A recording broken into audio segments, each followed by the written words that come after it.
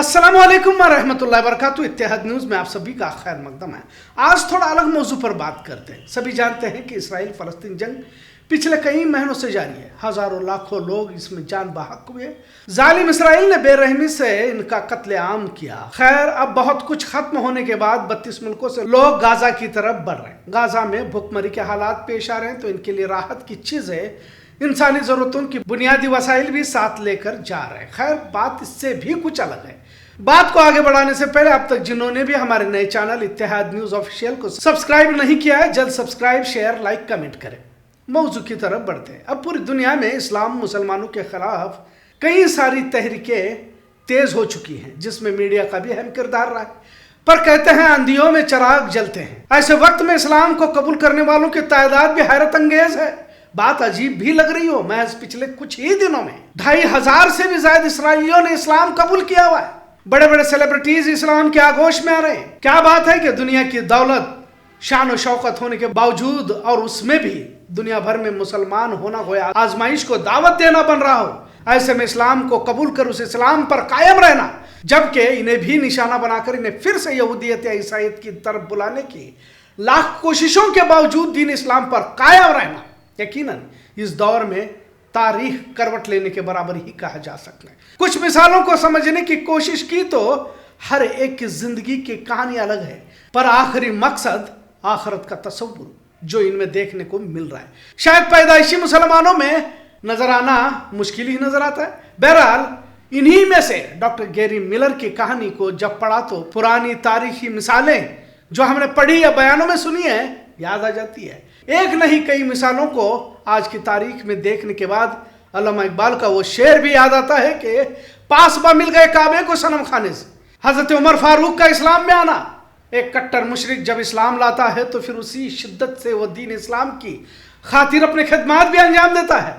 खालिद बिन वलीद रज़ियल्लाहु अन्हु का भी इस्लाम में आना, इन तारीखी वाक़यात को महसूस जरूर किया जा सकता है। आप गूगल करके भी देख सकते हैं। जर्मन के एम्बेसडर मुराद हॉफमैन विल्फ्रेड का इस्लाम कबूल करना, तो दूसरी तरफ ईसाई खातून लिसा वेगास को हिजाब ने कैसे इस्लाम को कबूल करने पर आमादा किया। अभी हाल ही में अमेरिकन फुटबॉल खिलाड़ी कराविरियस वार्ड और फिल्म अदाकारा मेर्सी लगबी ने इस्लाम को कबूल किया। अमेरिका में तो बड़ी तादाद में इस्लाम की तरफ लोग माइल हो रहे हैं, पर बात डॉक्टर गैरी मिलर की करते हैं, क्योंकि इसने इस्लाम को, कुरान को लेकर चैलेंज किया था और कहा था कि इसमें गलतियां हैं और इसे जाहिर करके ही रहूंगा। डॉक्टर गैरी मिलर ईसाइयों की तबलीग करने वाला शख्स था। उसने अपनी जिंदगी के 15 साल मिशनरी के खदमात अंजाम दिए थे।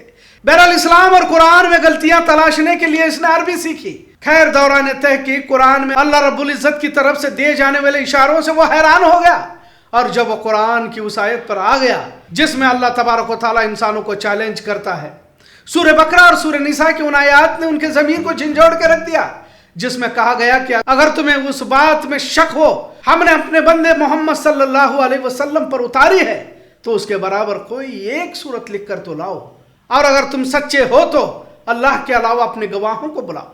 हालांकि प्रोफेसर मिलर ने कुरान के खिलाफ चुनौती तो दी थी, पर हकीकत कुछ अलग ही सामने आने लगी। बजाय इस्लाम और कुरान में गलतियां निकालने के इस्लाम की तरफ वो खुद माइल हुआ और खुद किताब लिखी जिसका नाम द अमेजिंग कुरान है। उन्होंने कहा कि दुनिया का कोई भी इंसान इस किताब हक से नुक्स नहीं निकाल सकता। और भी कई बातों का जिक्र डॉक्टर गैरी मिलर ने किया है, लिहाजा उन्होंने यह कहते हुए इस्लाम कबूल किया कि अल्लाह के सिवा कोई माबूद बरक नहीं है और मोहम्मद सल्लल्लाहु अलैहि वसल्लम अल्लाह के सच्चे रसूल है। अपनी किताब में सूरह नहल, सूरह तौबा, सूरह हूद की कुछ आयतों का जिक्र उन्होंने किया है। फिर उन्होंने अपना नाम अब्दुल अहद रख लिया। खैर, इस तरह के सैकड़ों वाक़यात आज भी दर्ज हो रही हैं, पर सवाल तो हमसे है कि जो हमने अपने बाप दादा से इस्लाम कबूल कर इस्लाम को अपने बाप की बकौती बना ली है, उसके साथ हमने क्या रवैया इख्तियार कर रखा है? कहाँ है इस्लाम? क्या हमारे घरों में है? क्या मुस्लिम ताजिरों के पास है? क्या ये प्लॉट एजेंटों के पास है? और अफसोस के साथ कहना पड़ता है कि अपने आप को दीनदार समझने वाले नाम निहाज जिम्मेदारों के पास भी इस्लाम नजर नहीं आता। और क्या इस तरह के खोखले ईमान की अल्लाह को जरूरत है? और यकीनन इस्लाम आजमाइशों में ही परवान चढ़ता है। जहां इसराइल जुल्म की तारीख रकम कर रहा हो, तो उन बारूद के ढेर, मिसाइलों के तूफान में ईमान के चिराग भी रोशन हो रहे हैं। और इस्लाम की फितरत है कि इस्लाम इसी तरह से अपने मौकूफ की तरफ बढ़ता है। आज हमारे मुल्क में हालात आए भी नहीं है, हम गैरुल्लाह के कदमे में अपने आप को सौंपने के लिए तैयार नजर आते हैं।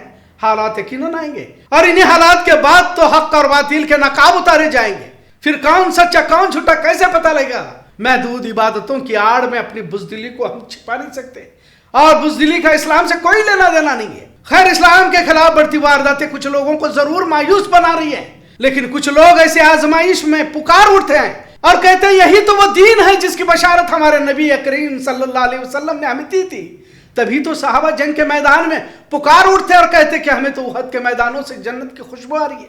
لہٰذا آج کا موضوع ان لوگوں کے لیے خوشخبری ہے، کیونکہ حالات سے ہمیں مایوس نہیں ہونا ہے، اور یہی وقت ہے کہ ہم اپنے ضمیر کو، اپنے ایمان کو ٹٹولے۔ کہیں ہم نے کچھ روپیوں کی خاطر یا اپنی جان بچانے کی خاطر یا اپنے مرتبے، اپنی پہچان کو چھپانے کی خاطر ایمان کا سودا تو نہیں کر رہے؟ غیروں سے کہیں ہم ڈر تو نہیں جا رہے؟ آج ڈاکٹر گیری ملر کی کہانی سے یہی بتانا چاہا کہ اللہ کو ہماری ضرورت نہیں ہے، وہ غیروں کو بھی کھڑا کر سکتا ہے۔ کیا مشکل ہے کہ اللہ انہی فرقہ پرستوں کو ہی ایمان کی دولت سے نواز دے؟ آج بھارت میں بھی بڑے پیمانے پر اسلام قبول کیا جا رہا ہے۔ مسلمانوں کے لیے تو کسی طرح کا ڈر، خوف، رنج کرنے کا کوئی سبب نہیں ہے۔ دونوں ہاتھوں میں ہمارے تو لڈو ہے، لہٰذا حالات کے مد نظر کچھ لوگ کفر الفاظ استعمال کرتے ہوئے دیکھنے کو مل رہا ہے۔ اب تو اصل کامیابی کے معنوں کو سمجھنے کے لیے لمحات درپیش ہیں۔ وقتی دنیا تو ختم ہونے والی ہے، اور جس طرح سے دنیا بھر سے لوگ دین میں داخل ہو رہے ہیں، کہیں اللہ ہمیں یعنی کہ پیدائشی مسلمانوں کو ہی تو باہر نہ کر دے اور دوسری قوموں کو کھڑا کر دے، کیونکہ آثرات وہی نظر آ رہے ہیں۔ کیونکہ آج کے مسلمانوں کی نوجوان نسل اپنے اصل موقوف سے بھٹک رہی ہے۔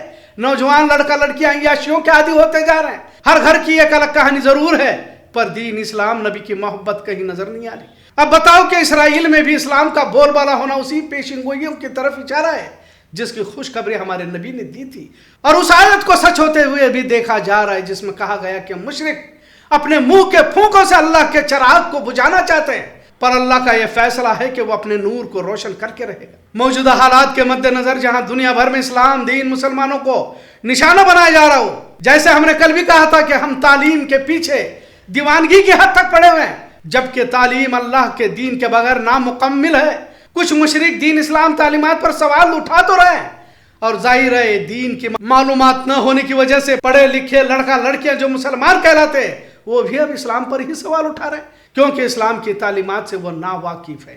بہرحال دنیا بھر میں اسلام کی شمع روشن ہو رہی ہے، ضرورت ہے کہ اس چراغ سے ہم خود ہی محروم نہ ہو جائے۔ میں نے بلگام شہر میں ہی کچھ لوگوں کو مایوس کن الفاظ استعمال کرتے ہوئے دیکھا تو افسوس ضرور ہوا، کیونکہ حالات تو خوشخبری کی طرف اشارہ کر رہے ہیں، کیونکہ اسلام زندہ ہوتا ہے ہر کربلا کے بعد۔ آج کا موضوع کیسا لگا اس پر ضرور کمنٹ کریں۔ اتحاد نیوز دیکھنے کے لیے شکریہ۔ اللہ حافظ۔